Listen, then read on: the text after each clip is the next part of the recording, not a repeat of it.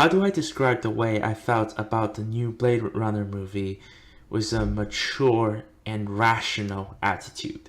Wow, it's so. Oh my God! Oh Christ! Yeah. True level, Oh, bitch.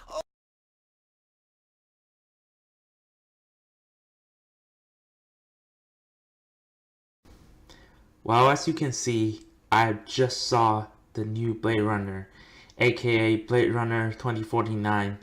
Welcome to another of my review, and for this review, it's gonna be very short because I will not spoil a single plot detail because this is what the director want us to do. Because to spoil anything about the plot will mean spoiling everything. Basically, what I'm trying to say is the plot was so intense that everything goes together. Like, it's better for you to go in completely blind. However, having said that, I would still recommend to see the three new short movies Dennis Villeneuve. He didn't direct it. He commissioned some other people to direct. And he said in his interview that these three short movies will help you with the movie, will help you understand the background of Blade Runner. It was not going to contain any spoilers, so don't worry about it. You should still go see it. It will help you understand the movie better. It's just not. It's just more info. Think of it as more of a info rather than helping you understand. Rather than plot spoiling aspect. Just go through quickly. The order you should watch the three short movies is Blackout 2022. Happens just a few years, but right after the first Blade Runner movie. It's about if you I just give you the quick version. Replicants want to rebel, and there you go. The next one chronologically is 2036 Nexus Dawn. It's about it's about Jared Leto's character. The last one, which happens 1 year before the 1 year before the start of the Blade Runner 2049, is called 2048 Nowhere to Run.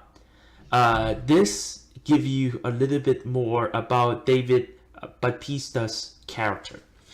All three are very good, and they do help you understand the movie way better. I do recommend seeing it. I'm not gonna go into what the short movie's about because I want to give you the benefits of not under of going completely blind. I don't recommend that, but either way, not knowing anything going to the movie will help you enjoy it. That having said, this movie is so good that you have to pay attention to every single word the character says and everything happens. You have to really pay attention. If you lose one thing, you will lose track. That's the biggest positive I can give to any movie, because the worst thing a movie could do is to have fillers. If a filler done good, it's good, but still, I don't like fillers in a movie. This and War Planet of the Apes were the two quote unquote perfect movie that I saw. I really loved it. The cinematography, Roger Deakins, is fucking perfect, man. It's perfect. This is like what I call a perfect movie. Ryan Gosling has proved time and time again what a brilliant actor he is. And the fact he still hasn't won an Academy Award kind of baffles me. the thing about him is that like he won't shout like Nick Cage. He won't like show a huge amount of emotion like Chris Pratt, who is also one of my favorite actors, by the way. The best kind of actor is you can act with your eyes. And fucking Ryan Gosling, whenever you see him staring at the screen, it felt like he's staring into your soul. He's talking through you via your soul. That's how great of an actor he is. Just take my word for it. You won't regret it.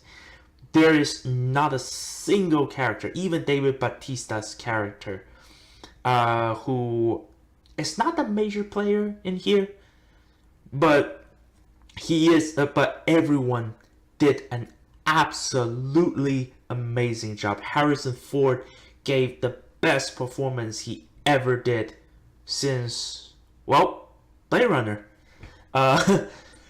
And throughout the movie, there is a lot of things happening that calls back. But the way it calls back to the original movie, it's not like Rogue One calling where you have a blue milk. It's like, blue milk. But the callback to this movie, it makes me appreciate the original movie even more. That's the best way of callback. And of course, this is a non-spoiler review, so I really can't spoil anything. I really can't. I really want to describe a lot of shit, but I really, really can't. I will definitely post another spoiler review, and what I say is, I'm gonna see this movie at least once more.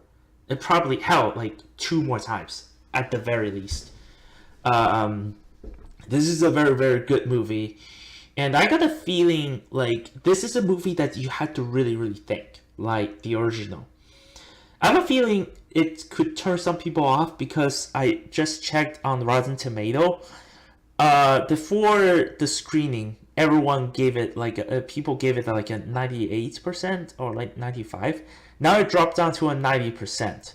So I have a gut feeling like there were some details people don't understand. Well, actually, I have no problem, or quote unquote no problem, because there is still something I'm a little bit fuzzed about. But that's because like I took went off for like 2 minutes, and then I came back. I missed some detail. So that's why part of the reason why I need to see this movie again. And when I talk to friends, they have different versions of the film, and I saw my different versions. They have something they don't understand. I fill their gap. They fill their gap. So it's 1, good for multiple viewings. 2, it's you should see it with friends and discuss it. It will help you. Also, even though I cannot review anything of plot, I can say the story of this film is soul crushing.